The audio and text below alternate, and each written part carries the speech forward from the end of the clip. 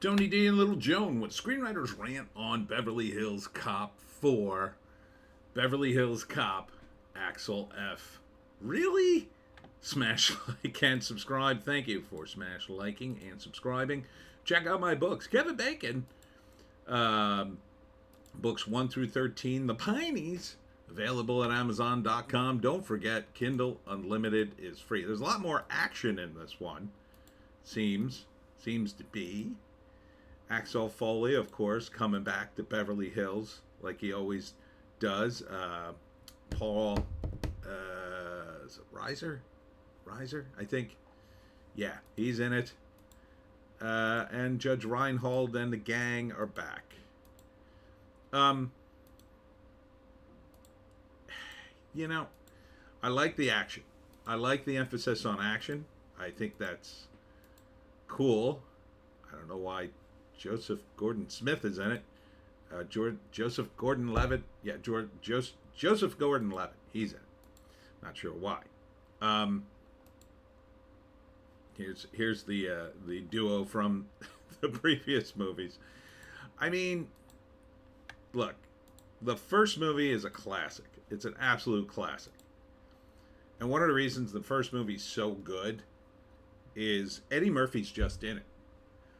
It's more about the story than it is about Axel and Eddie Murphy. Hands down. Watch the first movie and you'll see. It's just a really good movie on every level. Fish out of water. It sticks to, getting to the heart of what the criminality is. The second movie, it starts to collapse into Eddie Murphy. Because, look, he's a big star. He was the biggest star back then when they made this movie. And when they made the second movie. And that was a mistake. It started to shift the focus away from the story and completely on Axel. Now, should the focus be on Axel? Oh, absolutely. He's the main character of the movie. But that being said, I remember one of the articles that came out. I think it was for 2, because I think Gilbert Gottfried's in 2. I'm almost sure.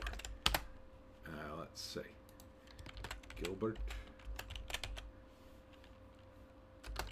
Godfrey. Yeah, he's in 2, I think. Let's see. Poor Gilbert.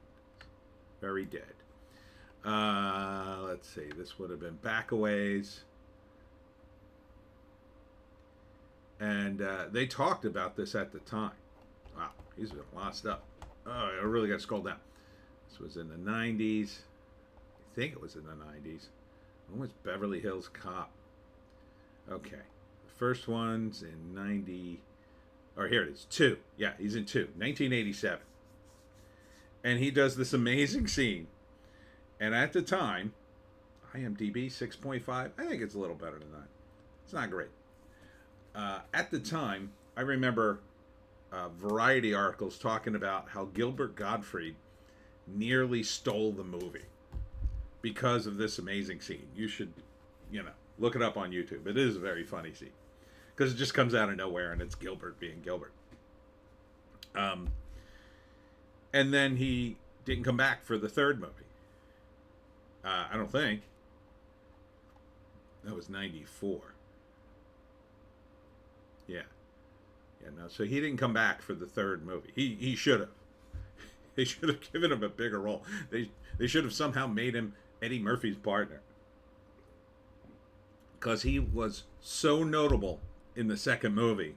They wrote articles about it. But there's a thing in Hollywood, I think, and I've heard from other actors, that you can't outshine the master, as they say. So, possibly, Gilbert outshined the master. I have a friend, he's an actor, handsome guy, was cast in a movie with a big lead. I won't say who it is, but he's a big name. And they were all set to shoot, And then at the last minute, they called my friend up and said, "We can't have you. We can't use you." And he said, "Why?"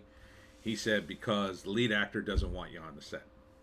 Because they didn't want another guy who was as handsome as the lead," was the implication. Did Eddie not want Gilbert in the third movie because he was funny? Maybe. Or maybe it was just because he got so much attention at that time. And because, and whatever you think, whatever the reason was, maybe it had nothing to do with that.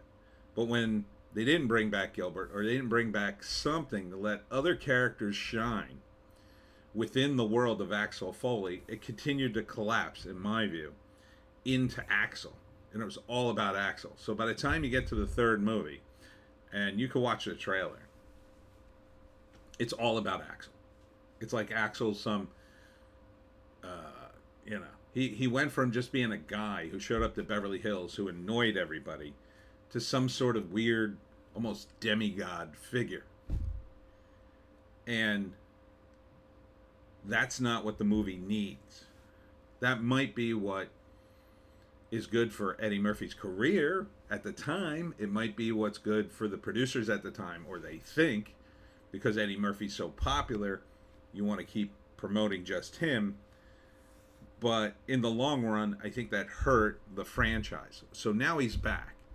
The emphasis on action is good because it de-emphasizes Eddie's prominence, because the action will outweigh him. So that's good. So I think this is maybe a return to form to some extent. Now, that being said, it looks like there's quite a bit of action in Beverly Hills. Now, judging by today's crime statistics and various news stories about LA, that scans, right? There's so much crime now. Yes, like, in fact, I would have loved to have seen something where Detroit isn't too bad now, but LA is absolute mess. LA's become what Detroit was when the movie started 30 years ago, basically. This is 30 years ago, not 20, 30.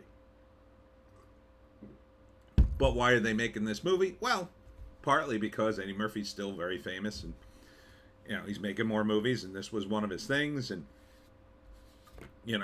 the nostalgia will bring people back. You can bring back all the old characters. They brought back the two cops again. But unfortunately, the damage, I think, has been done to the franchise because it's early on where you want to establish the foundation of anything. And the first movie does a great job of that. However, it also uses up a lot of the space and a lot of the characters, to the point at which there really didn't have to be a second, third, or fourth movie. There just didn't need to be. In fact, you could have gone another way with it. If Eddie Murphy hadn't been so insanely famous, you could have done another movie in which a cop from a different rough and tumble city like Detroit, say Chicago, has to come to Beverly Hills and solve a mystery using his particular skills. And that disrupts the life of the Beverly Hills cops who aren't used to all the action, right? So you could have set it in Houston, right? Could have been a cowboy type guy, and he ends up coming to Beverly Hills, and it's the same damn movie, same fish out of water cop, except he's a different guy with different ways. He's more of a cowboy, and the Beverly Hills guys can still react to him, even though they have the experience with Axel, and it still would work. But they didn't go that way. Not that I'm suggesting they should, although that's one way to expand the universe. If they had done it earlier. Now it's too late. Now it would just be like, oh, it's just Beverly Hills Cop. because the only, you know, the part of the Axel Foley universe that got expanded right in the beginning was he comes to Beverly Hills because they kill his friend, and he's after the guys who killed him. So it's very personal, and it's a good movie. It's really a good movie. The first one. The second one's, I think the second one suffers from blockbuster-itis. It becomes a little too big, more of a spectacular. And then the third one, I think, is too focused on Eddie. When really, it should have been, I don't know, something else. It just should have been something else. You know, a way to really make this movie work would have been for the Beverly Hills Cop to come to Detroit. Like, that could have been awesome. Because then it could have been, they are a fish out of water in Eddie's world, disrupting his deal. Right? So when Eddie goes to Beverly Hills, he's used to doing everything fast and loose. And that disrupts the Beverly Hills guys. If the Beverly Hills guys came to Detroit on a case or whatever, and they were very uptight and they kept reporting back to the captain, who, you know, doesn't even want anybody to report because he knows that, you know, the system there is more corrupt, that could be disruptive and that could be fun and different. Whereas I think what we've gotten is Beverly Hills Cop, the shadow of Beverly Hills Cop, the shadow of Beverly Hills Cop, and now this. This seems, though, I would say, probably more solid than the third one, just because there's so much, apparently, action in it. And the real life situation in LA, if they make access to it, or, you know, he's even a little too well dressed. He's got this Detroit Tigers jacket. It's just brand spanking new. Look how new it is. It's sharp. Watch the first movie. Axel's in a t-shirt and jeans. He looks like, you know, he looks like a guy who lives in Detroit. He looks just like some random dude. His clothes don't look spanking new. Look at those glasses. Where did he get those? I don't know. He probably stole them from the guy in the car. That's Axel's deal. He just sort of does things at random. I mean, it's good to see these three guys together. Would I watch it? I might watch it. Just for the nostalgia of it, which is... And I'm not sure what Kevin Bacon might be the villain in this. I think he is. But I also think he's a cop, so I think it's a corrupt cop thing. But I don't know. I don't think he was in any of the previous ones. He could have been, but I don't think he was. I like Eddie Murphy and stuff. I wish he would do more movies. So, mostly because of Eddie, I'm willing to give this a shot. Because I can't blame him being a big Hollywood star for wanting to protect himself to some degree in those sequels. I kind of can't blame him. And if you're being 100% honest, Gilbert was kind of disruptive in the movie. Kind of didn't even make sense that he was even in the movie, really. But it was very funny, I thought. I would have brought him back. But that would have required someone, I think, with authority at the studio to be able to dictate that. And at that time, Eddie was such a big star. What are you gonna do? He still is a huge star. So first act, I mean, it's the same damn movie. First act, something happens in Detroit. He goes to Beverly Hills to solve the case. Second act, crazy things happen in Beverly Hills, build upon the previous movies. He runs into old friends. He's causing trouble yet again. And they're solving the mystery. Third act, big shootout, blah, blah, blah. So, it's probably the way it goes. We have a synopsis now. Now, I mean, I like the character, you know? There's just not much to him anymore. In the first movie, and this is something I think screenwriters can learn a lot. If you watch the first movie and then you watch the sequels, I think you'll see there's way more to Axel implied in the first movie than there is in the sequels. There's just more to it. There's this idea that he has a whole life and and things going on in his life. All the characters do.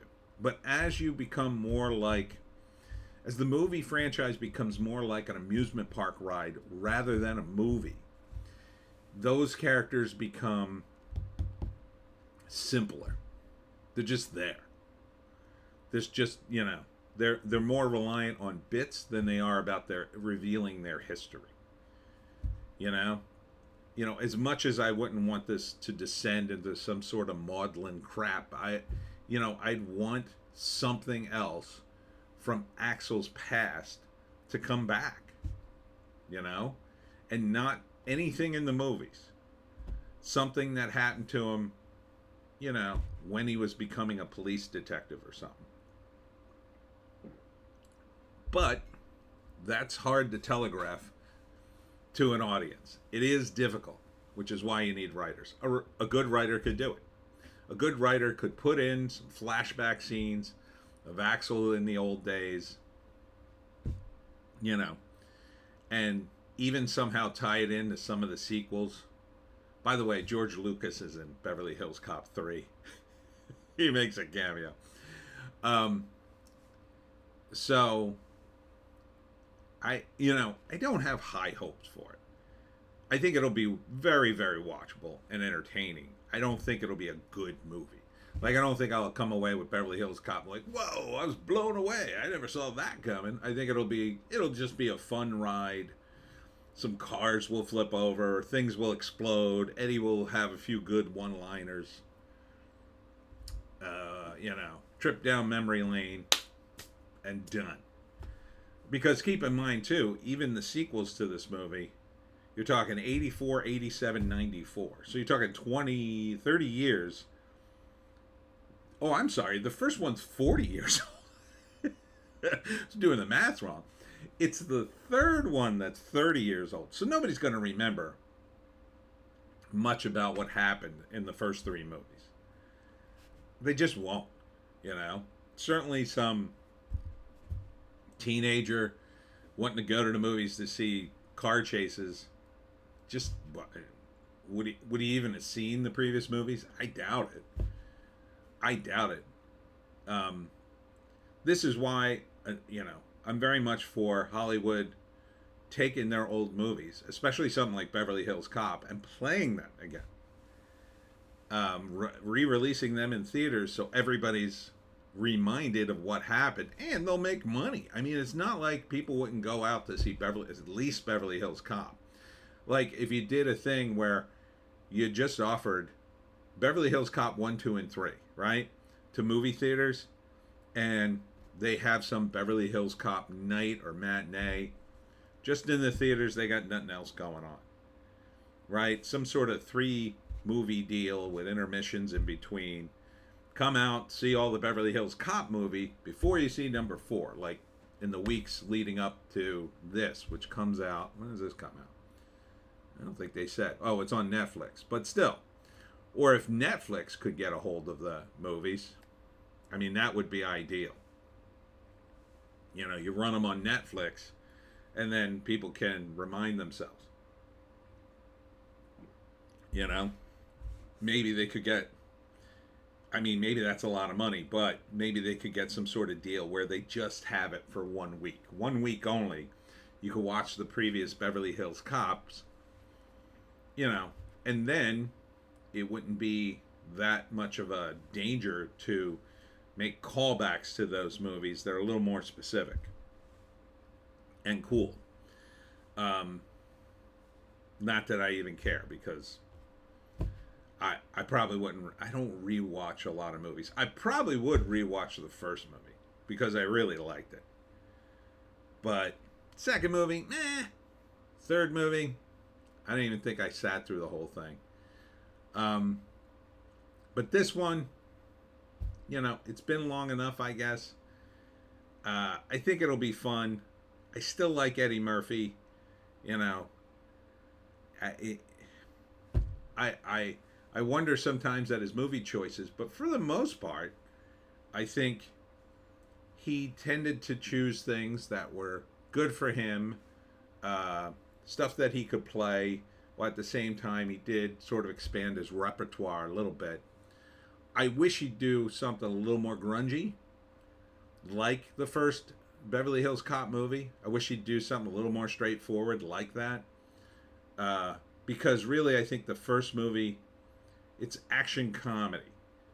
And I guess that's why I like this trailer, because it's a little more actiony and it feels closer to the first one rather than the second and third ones, which, like, the second one was definitely more of a blockbuster. Like, it's Bridget Nielsen and they're gonna rob stuff and Axel has to stop them. And then the third one was just, I don't know, the third one just was wacky. But this gets a little more serious, but not too serious. I'd say, though, his clothes in the entire trailer are way too new. And I'm serious. Look at the first trailer. Look at how they're dressing him in 1984. Look at what the costume people did, and look at him now. He looks sharp, perfectly groomed in every scene. In the old movie, he just looks like some random dude on the street, which is more, to me, Axel's look. But all right, so Beverly Hills Cop 4, Axel F on Netflix. Is it on there now? Maybe it's on there now. I don't know. They can give him a month. This film is not yet rated. It doesn't sound like it's finished then. It's not yet rated. Yeah, I don't think they have a date, but I would think this is like a spring movie then. It's probably not finished. They're not going to drop it in February. They're going to drop it in the spring at the earliest. Spring movie. I think people would like it. All right. That's it for me, Tony D and Little Joan. Check us out on Odysee, Bitchute, and Rumble. For our more base takes, this weekend I will be at the 13th Child Brewery. And again, the times have changed. I went on their site, and apparently they have it listed as at noon to 3. Initially, I was saying 11 to 3. They have it noon to 3, and then at one point, for some reason, I had 1 to 4. So, I don't know. Get to the 13th Child on Saturday in Williamstown, 11 to 3. Sounds like it's a good medium. And then on Sunday, I'll be at the Oddball Vintage Show from 11 to 3 in Absecon. So I'll be doing that. The live stream's probably going to be late. Could be really late. I might even do it on Saturday because I got stuff going on. It's Christmas, man. It's coming up on Christmas week. What, are you kidding me? Anyhow, that's it. We'll see you in the next one.